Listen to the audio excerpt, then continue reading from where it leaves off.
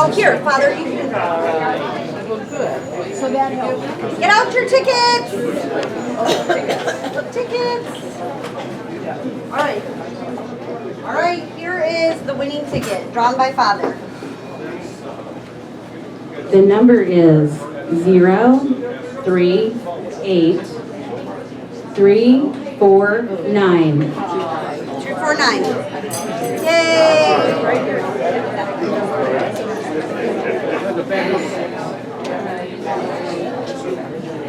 All right, there you go. There's a 10. One grab it.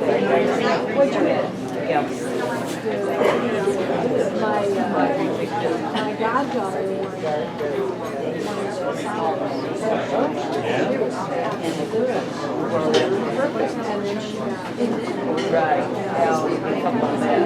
All right, I'd like to begin with a word of prayer. In the name of the Father, Son, and the Holy Spirit, amen. A prayer from Psalms 34:20. Our soul waits for the Lord. He is our help and shield. For in him our hearts rejoice. In his holy name we trust. May your mercy, Lord, be upon us as we put our hope in you. Amen. In the name of the Father, Son, and Holy Spirit. Amen. All right, I'd like to introduce our speaker tonight. Welcome, Father Jordan. Father Jordan Fetcko was ordained in 2015. He was the first priest ordained by Bishop Hine for our diocese. His first assignment as associate pastor was at St. Casimir. Then he went to St. Thomas More for 2 years. Yes, you were there for 2 years. Then he spent 1 year at the novitiate at the Dominicans. In May, we were blessed that he joined us at Queen of All Saints and St. Mary's. So I would like to welcome Father Jordan.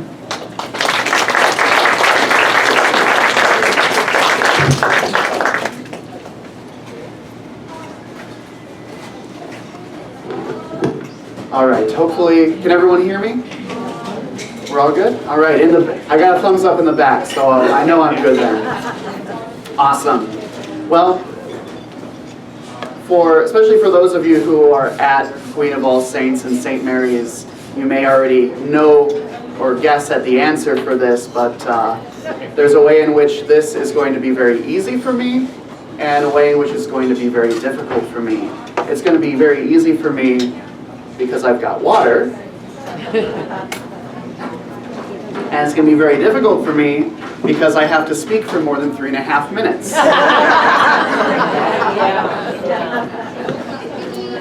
So let's see how this goes.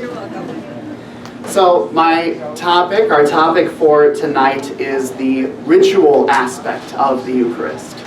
And what my goal is, what I hope our goal can be for tonight, is to use our own experience of ritual throughout our lives as a way to gain some insight into the nature of ritual and how the Eucharist uses that and elevates that.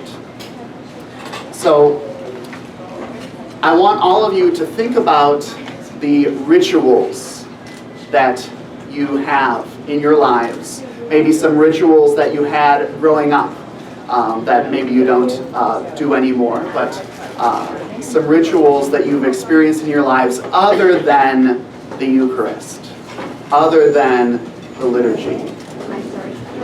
And before we get to those, what is ritual? Well, the word often gets a bad rap, especially nowadays in our modern secular society, because we think of ritual as, or it's easy to think of ritual as something that is stale, something that is unchanging, something that you just do for its own sake. You do it for the sake of doing it. And yet ritual is an essential part of the human experience. So as we reflect on the rituals in our lives, I want to kind of unpack what we mean by ritual and unpack what is found in ritual, and then to see how those elements of ritual are found in the Eucharist. So I want some input from you guys first. What are some rituals that you can think of other than the Eucharist? Yes? I brush my teeth in the shower every morning, and I think that's a ritual. Yeah, well there's the overarching ritual of your morning ritual, right? That we refer to when we get up in the morning, the order in which we do things, for example. Any other rituals that you can think of? Yes? Okay, so Christmas Eve, we go to midnight mass, and then we go back to my mom's and have coffee cake and a little wine. Yeah, so we have Christmas rituals, right? We have different Christmas traditions, things that we do on Christmas Eve, on Christmas Day, or at different parts during the Advent and Christmas seasons. What else? Yes? Graduations. Yeah, graduations, there's a certain ritual, cap and gown, and all that pomp and circumstance, literally. What else? Yeah, outside of the Eucharist, there are other liturgical rituals and other sacraments. What else? How about birthdays? Right? There's cake with candles, singing happy birthday, opening presents, ice cream, things like that. Anything else? How many of you are sports fans of any sort? Yeah. Do you have game day rituals? Whether it's watching it on TV or going and watching it in person, you know, people have different game day rituals. You wear the jersey of your favorite players, things like that. What else? I guess other holidays, right? Other than Christmas, there's Halloween is coming up, trick-or-treating costumes, things like that. Thanksgiving, turkey, things like that. How about mealtime rituals? That's something that we do every day. Something that I'm sure was a part of your life in a particular way growing up. It's something that has kind of fallen out of practice in a lot of ways nowadays, but having a family sit-down meal in the evening, whether you called it dinner or supper, there's a ritual to that, right? Yes? Yeah. A certain day for cleaning the house, or spring cleaning in particular, where you're much more thorough about it. You have maybe a certain ritual to that, for sure. Well, let's get into talking about meals in particular. And you can probably see how this is funneling in towards the Eucharist, so I won't hold you in suspense with that. But what kind of mealtime rituals, in particular way, what kind of mealtime rituals did you have growing up? What was part of your evening family sit-down meal? Yes? We didn't eat until everyone was present. We waited. Yeah, waiting until everyone was present, everyone who was going to eat, everyone who was a part of the family was ready to eat. Yeah, that was a part of it for me. Everyone had to be growing up. Everyone had to be seated at the table before we began the meal. What else? Yeah, praying, saying the table blessing or some other prayer before meal. That was a part of my family meal ritual growing up. On Thanksgiving, we always added on to that, just going around and saying what we're thankful for, things like that. Yes. Also, every day of the week, our parents had different types of foods that we would eat on Mondays, Tuesdays, Wednesdays, and Thursdays. Nice. That would be the same. Yeah, having different types of meals, even on a schedule. Yes. I remember there was a time, we didn't do this a lot growing up, but there was a period of time growing up when we had breakfast for dinner on Thursdays. Right? Yeah. I'm not one for eating breakfast, but I love breakfast food, so I was always very glad for breakfast for dinner. having waffles or pancakes or things like that. Yes? Yeah. Yeah, like the kind of things that you ate, having, particular, healthy meals. My mom was not super focused on that growing up, but I know she definitely is now. Sometimes I'll go home to visit my family and eat, and what's up with all these vegetables? Like, it wasn't like this growing up, you know. Maybe I had a tiny little spoonful of corn or something like that, that's all. But now it's all these vegetables. But it's good, though, because I have 3 really little sisters who are still living at home, and they're definitely growing up eating much healthier than my brother and sister I grew up with. What about eating at a certain time? Raise your hand if you ate dinner at 6 p.m. growing up. What about earlier, like 5 p.m.? Yeah, that was what we always did. It's weird. A lot of people, it seems like 6 p.m. is like the standard dinner time, but it's interesting that most of you, or more of you, ate at 5 p.m. than at 6 p.m. But, you know, a certain time for dinner or supper, whatever you called it. Eating at a certain location, right? The dining room on Thanksgiving at Grandma's house, or things like that, right? How many of you had their different roles for setup or cleanup or things like that? Like I was the table setter growing up, right? There was someone, maybe your mom cooked. Like for me, for us it was as traditional as you get. My mom would cook unless it involved grilling. Then of course it's Dad's job, right? What about assigned seating? Did you guys have any sort of, people sat in specific places, right? Like our dad was at the head of the table, for example. And we had specific places where we sat. What about things that you had to do before the meal began? Like, you had to wash your hands, right? You had to wash your hands before you eat, right? As we mentioned, everyone having to be seated, praying the table blessing, things like that. Or things that happen after the meal. So, for example, in my family, as kids, we had to ask to be excused. May I please be excused? Ditto. We had to. Yeah. Mm-hmm. Yeah, just kind of as a matter of politeness. But that's all, all of those things are part and parcel of the ritual of a meal. And maybe it's something that we have lost to a great extent nowadays, but I don't think it'll ever be completely lost because there's just something special about a meal. This ritual aspect of a meal was very, very prevalent among first century Jews. And that is the context from which comes the Last Supper. So just to talk a little bit about that foundation of Jewish meals in the first century, what they look like.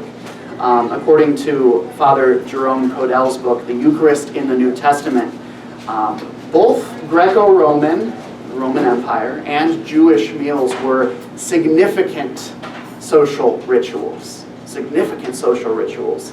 I mentioned this in a homily a couple of months back, but in Jesus' time, the saying would have gone, "You are whom you eat with." Because your companions at table shared a special bond with you. So Jesus eating with tax collectors and sinners, that was deeply offensive to people because that meant he shared a bond with them, that he considered himself one of them. But that was how the culture of the day was, and still definitely the culture of our day to an extent as well. Jewish daily meals also always had a religious element to them. Just like how nowadays, saying the table blessing before eating. Jewish daily meals had a prayer of thanksgiving prayed over bread at the beginning of the meal, and then another prayer of thanksgiving, often a lengthier one, often prayed over wine at the end of the meal. Jewish festive meals were kind of an upgrade. They had more pomp and circumstance to them. They were 3-course meals. So the first course were the hors d'oeuvres. Those were served in an anteroom. There was a washing of one hand, there was a mixing of water with wine, and for the hors d'oeuvres, guests took care of blessing their own food and drink. Then everyone moved into the main dining room for the main course, which had a washing of both hands. It was eaten while reclining, which was a Greco-Roman influence. And the host, or the head of the family, began with the breaking of bread and a prayer of thanksgiving, as per a typical meal. And all other initial blessings of food and wine were done by this host, or done by the head of the family. The third course was dessert, of course. That also included that typical second, lengthier prayer of thanksgiving, offered always by the host or by the head. Occasionally there was a third cup of wine, the cup of blessing, which was passed around for all to drink from. So this is sort of the cultural foundation that we have for the Last Supper. There has been a lot of scholarly debate over whether the Last Supper was a Passover meal or just a Jewish festive meal, not necessarily the Passover meal.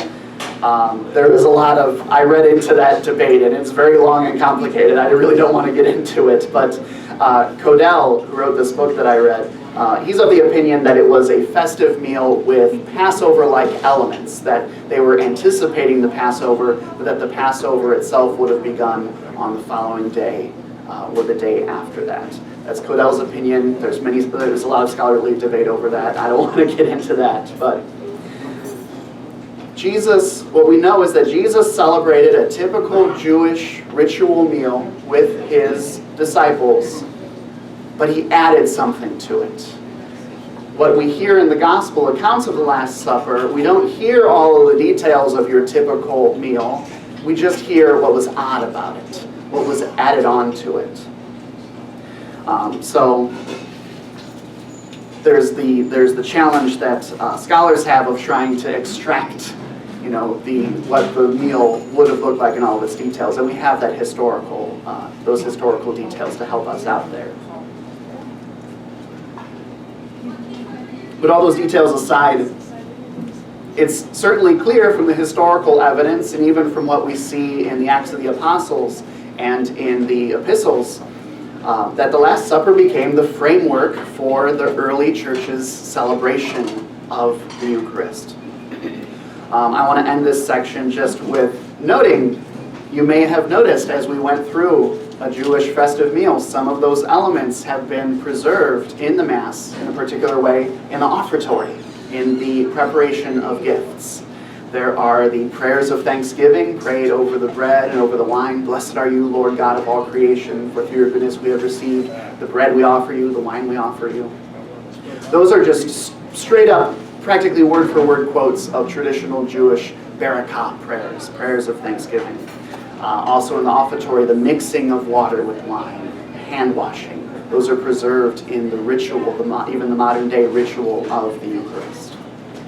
So now I want to move into, with that foundation, reflecting on what are some of the common elements of ritual. So not just things that are found in the ritual of the Eucharist, but things that we maybe can come to a better understanding of by reflecting on some of the rituals that we brought up, the rituals that we've experienced throughout our lives outside of the Eucharist. So the first one that I want to talk about is gathering, right? Whether we're talking about a meal or any other kind of like holiday celebration or any other kind of ritual, people gather together, right? And that gathering always includes people who share a specific identity, right? And that doesn't necessarily mean that people that don't share that identity are excluded, but those people will not get the full effect. So for example, think of, how many of you are Bears fans, for example? How many of you are fans of the Chicago Bears? I know we're getting a little bit further away from Chicago here, but I grew up in Lake County, so everyone is Bears fans, to be sure. So if you are a Bears fan and you get together with your friends to watch a Bears game, you share that common identity of being fans of the Bears. If someone who wasn't a Bears fan, maybe they're a fan of a different team, maybe they're not a fan of football at all, came in and joined you in watching the game, they're not necessarily excluded by you. You're not like, get out of here. But they're not going to get the full effect, right? They're not going to share in the joy if the Bears win. They're not going to share in the sorrow if the Bears lose, for example.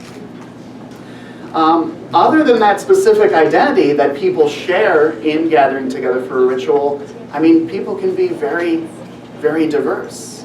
You can look at the crowd at Soldier Field, for example, and you're going to find people of all different types, but they share that identity of being fans of the Bears.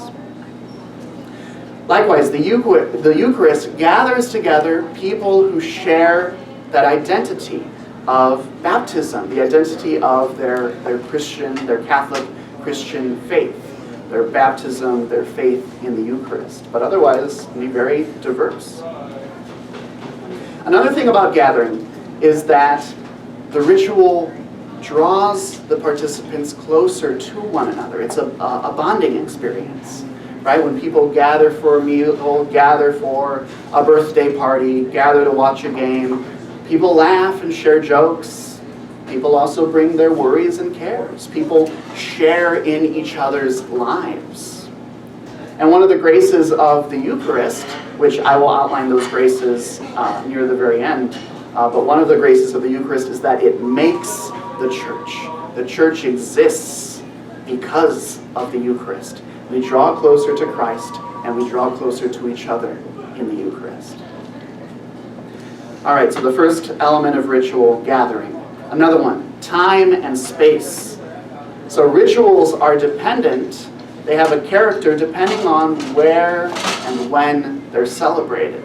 There are certain rituals that are celebrated at a specific time, at a specific place. So Independence Day, for example, 4th of July. We celebrate that in the United States. We celebrate that on July 4th, on the anniversary of the signing of the Declaration of Independence, July 4th, 1776. Halloween, it's on the vigil of All Saints' Day. As we kind of talked about with meals for dinner or supper, whatever the evening meal is called. Usually it's 5 p.m., 6 p.m., something like that. Usually it's in the dining room of your house, etc.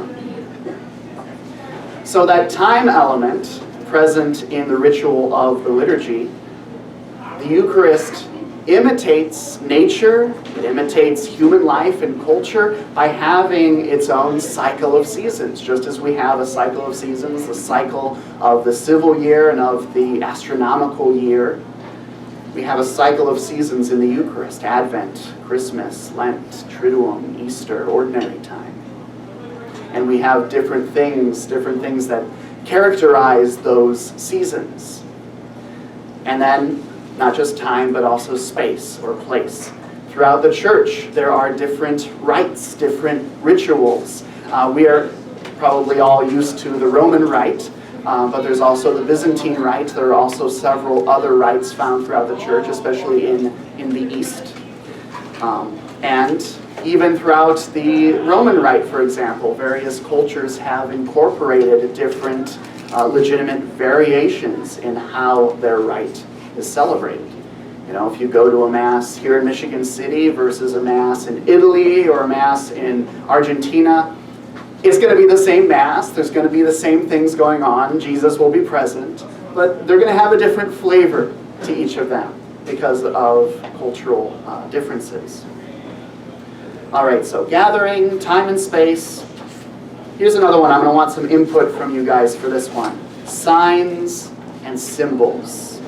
So I'm going to give 3 categories of signs and symbols, and I would like for you to contribute some examples of that category of signs and symbols that are found in rituals outside of the Eucharist. So our first category, objects.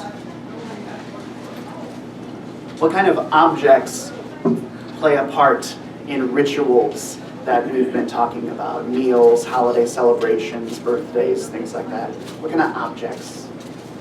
How about a Christmas tree? Yeah, for Christmas, a Christmas tree.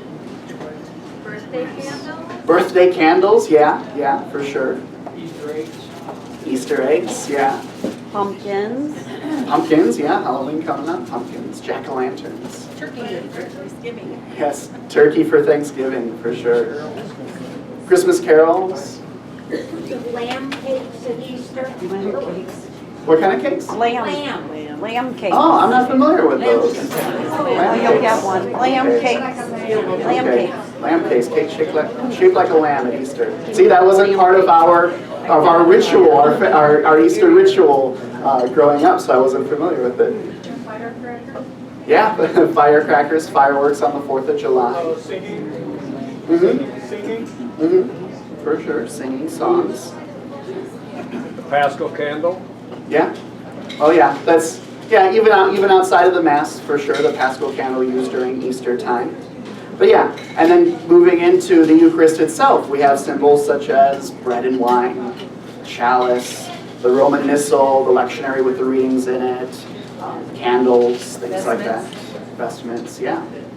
Okay, what about words? What kind of words, this might be a little bit harder, but what kind of words are used as signs or symbols in different rituals?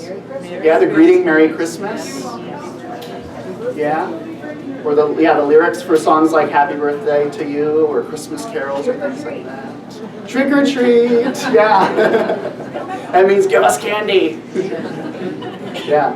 What about play ball? Yeah.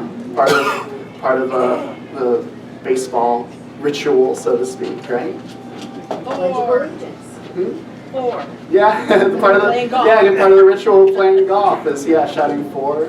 Pledge of Allegiance. Yeah, saying the Pledge of Allegiance. Yeah. In the Eucharist, we have certainly plenty of words, but certainly the more significant ones being, "This is my body. This is the chalice of my blood," or prayers like the Gloria or the Creed, or "The Lord be with you and with your spirit." Right? What about actions? This might be a more broader one, but what sort of actions or activities play a part in different rituals outside of the Eucharist? Kind of mentioned Christmas carols, so singing Christmas carols can be one. Shaking someone's hand when you meet them. Yeah, that can be part of the ritual of getting to know someone, shaking their hand, saying hello, nice to meet you, things like that. Yeah. The sign of the cross whenever we pray. That can be part of prayer in general, or saying the table blessing before Mass, making the sign of the cross. Yeah. I was thinking Blowing out the candles on Yeah. birthday cake. Yeah, blowing out the candles on a birthday cake, and there's kind of that ritual of making a wish and blowing out the candles, and sometimes people have kind of put other things into it of like you got to blow out all the candles at once or else your wish won't come true, or Right. things like that. Yeah. Yeah, singing plays a part in a lot, like singing Christmas carols, singing Happy Birthday to You, things like that. Yeah. Gifts. Easter egg hunt. Gifts. Easter egg hunt. What did you say? Gifts. Yeah, exchanging gifts, sending out Christmas cards, things like that, for sure. Fireworks. Yeah, the action of shooting off fireworks, yeah. In the Eucharist, we already mentioned making the sign of the cross. That plays a part at Mass. Processions, using incense, things like that are examples of actions found in the Eucharist, in the Mass.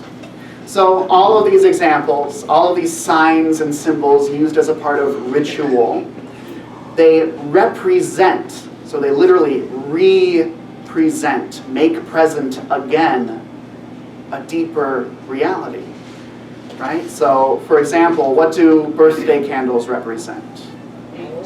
They represent the age of the person in years. That's an intangible reality. That's not something that otherwise is just going to be visible to everyone. I'm sure a lot of us are thankful for that. But on our birthdays, we use candles as a way to make present the reality of your, X number of years old, right? Or play ball. It tells everyone that the game is ready to begin. Giving and receiving presents. That demonstrates a bond between persons. Dimming the lights at a play before it starts. Yeah, dimming the lights at a play. That's of course used so that everyone can see the performers better, but we also dim the lights to give people a hint that it's time to be quiet because the play is going to begin, yeah. All of the signs and symbols that are used in the Eucharist make present again, the Paschal mystery. And of course, a special thing about the Eucharist that all these other rituals don't have is that the Eucharist has the power to make Christ truly and fully present under the appearances of bread and wine. All right, so we talked about gathering, we talked about, what else did we talk about? I need to remember my own talk. We talked about time and space, signs and symbols. Another element of ritual is the ordo. There is an ordo, an order of how things are done, right? So birthday parties, for example. Now all these may have some variations to them for sure, but birthday parties, generally you eat the meal and then it's time for cake and ice cream, singing happy birthday and all of that. You generally don't do that before the meal. And then, at least from my experience of birthday parties, it's after that then that the presents are opened, but maybe that happens before the meal, who knows. But generally different families, different people have a certain order, a certain ordo for celebrating birthday parties, for example. Different families have a certain order to Christmas traditions, right? So, for example, for my family, one of the Christmas traditions that we had growing up, and my family still does this, is in December, on the Sunday nearest my dad's birthday, which is December 10th, we would go to Chicago and walk around and look at the Christmas decorations, things like that. Of course, that was back when it was Marshall Fields to see the displays. Of course, now it's Macy's, and they're not as good anymore, but whatever. On Christmas Eve, we would eat a simple meal for dinner, and then we would watch a Christmas movie of some sort. Mass on Christmas morning, followed by opening presents and eating my mom's homemade cinnamon rolls, which are so fantastic. My mom still does that. I'm not present for that anymore since I'm kind of busy on Christmas morning. I wonder why. But likewise, the Mass has an ordo to it. There's the order of the Mass. There's a certain structure to the Mass. And no matter where you go in the world, at least in the Roman Rite, there's going to be that same order. Just to make a side note, I kind of hinted at this already, but the ordo of rituals is never really completely static, completely unchangeable. Sometimes they change. Sometimes they have to adapt to the world around them. So, for example, with Christmas traditions, growing up,